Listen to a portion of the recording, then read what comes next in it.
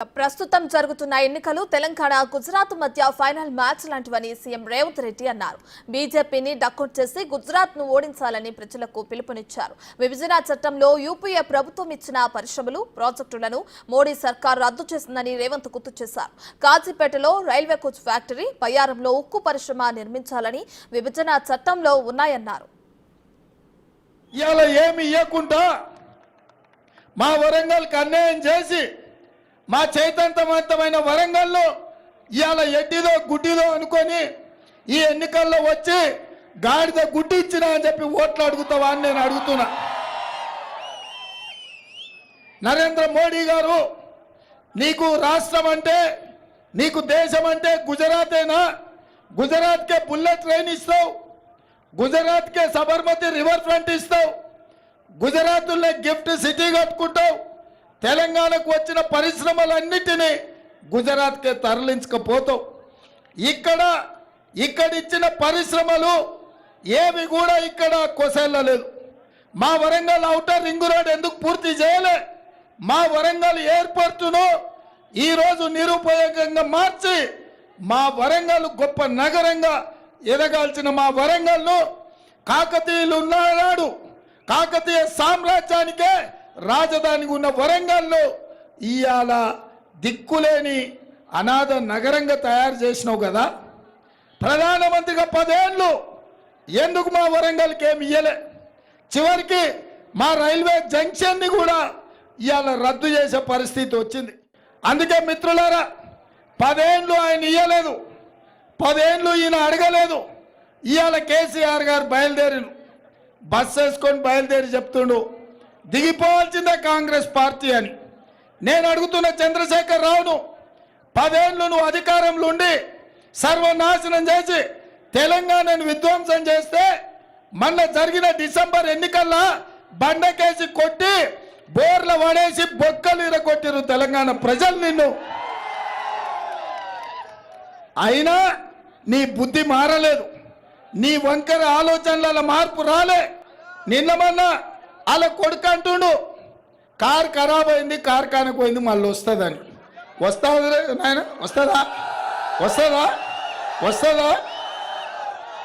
కేటీఆర్, నువ్వు ఏం చేసినా, తల కిందికి కాళ్ళు మీదకి పెట్టి తపస్సు చేసినా ఖరాబ్ అయి కార్ఖానకు పోవుడు కాదు.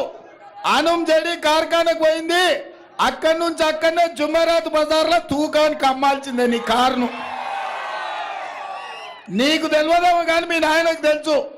అందుకే మీ నాయన బస్సు వేసుకొని బయలుదేరింది, ఇంకా కారు రాదని. బస్సులన్నీ వచ్చామన్న మంచి మాటలు చెప్తాడేమో, బుద్ధి తెచ్చుకుంటాడేమో. ప్రజలకు ఇన్ని రోజులు అన్యాయం చేసినా అని ప్రజల కడుపులో తలకాయ పెట్టి తెలంగాణ రైతుల కాళ్ళు పట్టుకొని క్షమించమని అడిగి 10 ఏళ్ళు నేను దోచుకున్నా, దుర్మార్గం చేసిన, ఇప్పుడైనా నేను మారుతా, నాకు అవకాశం ఇవ్వండి అని అడుగుతారేమో అనుకున్నా. ఆ మాటనే మాట్లాడతలేడు. ఎంతసేపు ఉన్నా రేవంత్ రెడ్డి దిగాల్సిందే, కాంగ్రెస్ వడిపోవాల్సిందే అని. నేను అడగదలుచుకున్న కేసీఆర్ను, అల్లా తప్పగా వాళ్ళ పిల్లల్లో వీళ్ళ పిల్లల్లో చంపి రాలేదు ఈ కుర్చీలోకి. 10 ఏళ్ళు కష్టపడి కొట్లాడి లక్షలాది మంది కాంగ్రెస్ పార్టీ కార్యకర్తలు, లక్షలాది మంది మా కాంగ్రెస్ పార్టీ కార్యకర్తలు తమ రక్తాన్ని చెమటగా మార్చి ఆ చెమట దార పోసి భుజాలు కాయలు కాసేలా 3 రంగుల జెండాను మోసి డిసెంబర్ సెమీఫైనల్స్ లో నిన్ను బొందబెట్టి ఈ అధికారాన్ని తెచ్చిరు. దిగమంటే దిగనికే ఈడెవడు అల్లాటప్పగాడు లేడు. కేసీఆర్, నువ్వు అనుకుంటున్నావేమో ఏదో పిల్లగాడే కదా చూద్దామని. చూడోసారి వరంగల్ మిర్చి తెలుసు కదా ఎట్లుంటుందో,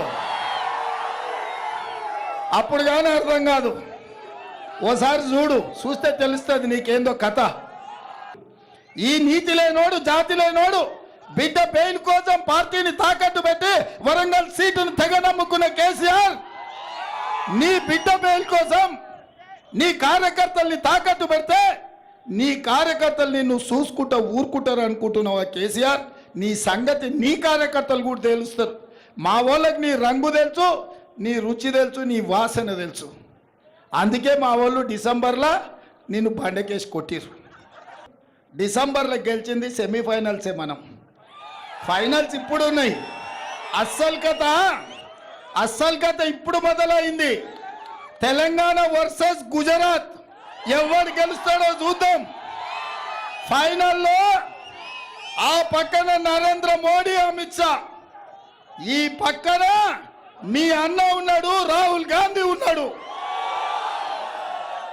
మే 13 తారీఖు నాడు జరగబోయే దంగల్లో ఈ ఫైనల్లో గుజరాత్ టీమును డక్అవుట్ చేసి చిత్తుగా ఓడించాల్సిన బాధ్యత